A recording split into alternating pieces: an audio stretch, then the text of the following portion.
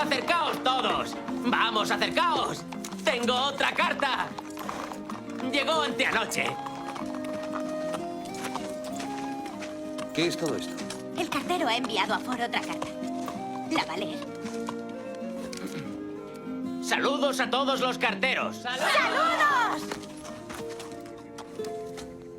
Estoy en Minneapolis con el presidente Starkey, pero os tengo en mi pensamiento. Recordad, no dejes para mañana lo que puedas hacer hoy.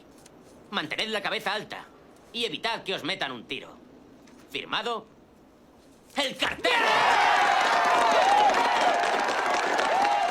Sus cartas son siempre cortas. Esperad un momento. Aquí pone PD. ¿Alguien sabe qué significa PD? ¿PD? ¿Tú sabes qué PD. significa?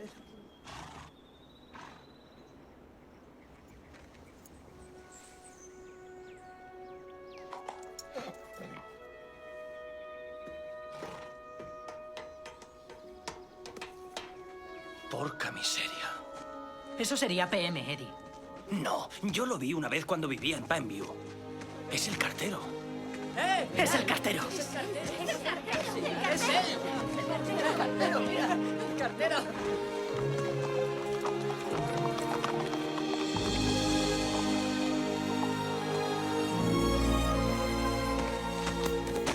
Vale. Vale, vale.